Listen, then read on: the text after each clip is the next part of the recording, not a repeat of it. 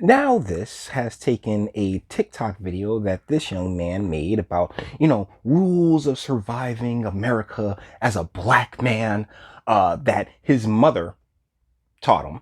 So I just want to go through a few of these because I'm not a teenager. I've actually survived well over 30 years in this country. Well, quote unquote, survived well over 30 years in this country, primarily because, bro, all the shit your mom told you is just layering in the victim mindset and mentality that she's ultimately raised you with, because the number one question becomes, where's your father? And if she made sure that you didn't have a father, your mother did this to you, my guy. But either ways, let's get into it. Don't put your hands in your pockets. Don't put your hoodie on. Don't be outside with no shirt on. Wow. These are rules for surviving in America as a black dude. Like, bro. You can put your hoodie on all you want. Just don't be a suspect and shit. Like first and foremost, you can put your hands in your pocket. You have your hoodie on. I've literally done both in dealing with police officers, and you know what? If I'm not a suspect in anything, then it tends to go over rather well. But yeah, don't put a hoodie on. Don't wear a shirt. Don't be outside without a shirt on, bro, for real, because that happens literally all the time. There's so many brothers that are just happy to take their shirt off. They got tats. They want to show that shit. And with your people, it don't matter even if you're down the street. Don't be out too late. Don't touch anything you're not buying. Okay, that is just solid advice, though. Don't be out too late. Yeah, free come out at night, and don't touch anything you're not buying. Yeah, that's really solid advice. If we keep it at a buck, I mean, if you're in a store and you have no intentions on purchasing anything, then why even pick it up, right? So that's not terrible advice at all. Never leave the store without a receipt or a bag, even if it's just a pack of gum. Once again, that's just solid advice. I mean, but even though, like, most times, at least from my experience, it is what, if it's just a pack of gum, it's just a pack of gum. I mean, a lot of the way a lot of stores are set up, the security's right there. They're saying who's walking through with what in the whole nine, and they got cameras literally everywhere. So you shoot, if you have your receipt, be ready to show your receipt, because LP will stop you. But guess what? That's not an exclusively quote unquote black male thing. And all of these, this is just like the worst. But this is all designed to make you feel as if, oh, being black in America is just oh so hard. Oh my goodness. It's like, dude, like this is actually pretty trash advice as far as what your mother's telling you. You need to ask mom, where's your pops at? Never make it look like there's an altercation between you and someone else. Never leave the house without your ID. Don't drive with a wife beat on. Really, because, like, once again, don't be driving away from a crime scene with a wife beater on. Don't. I'll give you points on the ID thing, because you do want to carry your ID on you, but I've covered videos where people will sit there and cry and complain when the officer asks them about ID. So it's like, don't. And as far as, oh, don't make it look like you're in an altercation with anybody, guys, have you not seen the lineup of videos that I have, particularly when it pertains to black women?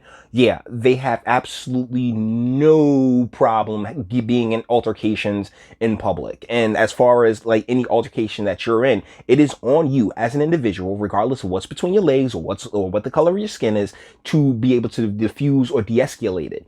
It's about personal accountability and responsibility. But oh, we gonna be free. Don't drive with a do-rag on. Don't go out in public with neither. Don't ride with the music too loud. Don't stare at a Caucasian woman. Bruh. Your mom is screwing you. Yo, your mom is big. Your mom is do not listen to women. Y'all, oh, don't stare at a Caucasian. You know how many Caucasian women I've stared at and gotten a number and then gotten them cheeks, bruh? Nah, bruh. No, don't even kill me with that one. Like it's Emmett Till and shit. Like, oh, you gonna get lynched for whistling? No.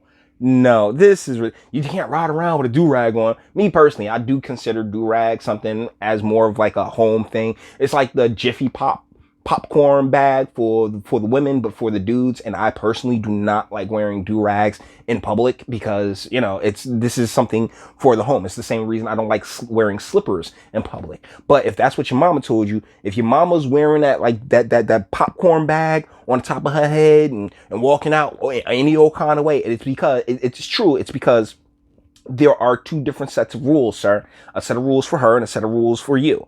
And you're expected as a male to be able to navigate through this world holding it's being able to take accountability for your own actions. She does not have that. She does not have that burden upon her because there will always be someone, if not an individual, then the state there to back her up. Whereas as men, like, no, you do have to be accountable for your actions and the like, and what you do and where you find yourself at.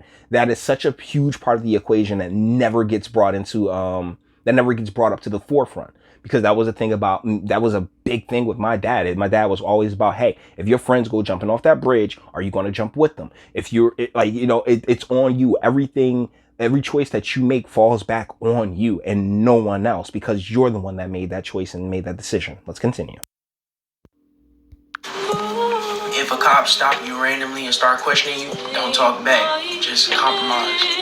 If you ever No, it's comply, not compromise. It's comply. If the cop stops you and have question for you, this is a situation that happened to me in Chicago, because I'm just standing outside waiting for a ride to come and pick me up, and the cops stop me and we get into a back and forth, particularly when it came to ID. I'm like, hey man, like, like I'm just standing here. He's like, oh well, we got reports of you're looking in the house, and the funny thing about that altercation is that the cop goes, I saw you was just like standing here dancing and listening to music and shit, but let's chop it up. We chopped it up for a little bit, and then that was what it was. Like, if you like, I say this in damn near every, I find myself saying this in damn near every video now. How you approach the situation, or how you like, because if I were the type of person to just jump off with attitude, what do you mean? Da, da, da, da. Like, that's not going to go well. You know what I'm saying? That's not me respecting that cop and that cop's position, and thusly that cop will automatically believe he doesn't have to respect me in my position, or this nigga got something to hide. You see what I'm saying? So there is so much nuance that goes into our interactions with the police, but a lot of it stems from these motherless morons, well, fatherless, because they all got mamas. These fatherless morons not really knowing how to deal with the authority, because you're gonna come across it, and that's such a huge part of coming up and growing up. And one of the reasons I will always be grateful to my father for teaching me how to deal with authority via actions and via interacting with him, that a lot of these young men end up missing because their mother got pregnant, and the welfare state has been your daddy since you were born. get pulled over, hands on the dashboard, and ask, could you get out your license and registration? Okay, yeah. So hands on the dashboard, hands on the wheel, hands visible is really the most important thing, as well as have that your license and your registration already ready before the cop even pulls up. You know what I'm saying? Because like, when you getting tailed by a cop, then when they pop on those lights. So your first move, as far as I'm concerned, first move is I keep my my license, registration, insurance in my sun visor. Pull that on down, roll down my window and keep my hands in plain view sight. This is not a terrible bit of advice here, and it is one that I would recommend anyone, black, white, green, blue, purple, use. And it's not just for you; it's for the police officer, because neither one of you know each other. You don't know the type of cop you're dealing with at that moment. He doesn't know the type of civilian that he's dealing with at that moment. And in many cases, particularly when I crack jokes, because I get pulled over a lot, but when I do, I crack jokes, and the cop tends to be like, I like this guy, I'm not gonna fuck with him too hard and stuff. I've literally gotten out of tickets by being funny. So so once again, and it will be my bit of advice that I will give to anyone, no matter who you are, no matter what you are. Your mindset, your mentality, how you approach any situation will have an enormous impact on how that situation plays out. You know, if you're sitting there, the cop pulls you over, you screaming, cussing, and everything else like that, expect to have a harder time than if you're like, okay, well, you know, why did you pull me over, officer? You know, and being, if not friendly, at least cordial. So guys, with that being said, we're going to bring this one to an end. All the internet stuff. If you like to toss it, like, dislike, go ahead, do that too. Nobody's scared of you. Sub. If you enjoy my fantastic voice and want to get videos like this every single day, share, because sharing is caring. And YouTube and Bitchute and like are the biggest fans of your boy over here for very obvious reasons. Bang the bell for notifications and speak. Let me know. What do you guys think in the comments? Deal is that, you know, he's getting all this shitty information from his mom, who didn't bother to have who I'm assuming, okay, this is an assumption, I'll admit it on my part, who I'm assuming didn't have didn't have it to keep a father in this young man's life, so, you know, he could explain these types of things to him, and this is the results. It really is just a whole generation of young men believing that, oh, well, nothing's their fault. Nothing's their fault. And it's always the police. And it's never anything that they could do within the course of an interaction in which to, to make it out of it. But either ways, that's just me. That's just my idiocracy. Let me know what you guys think in the comments, okay? And until the next one.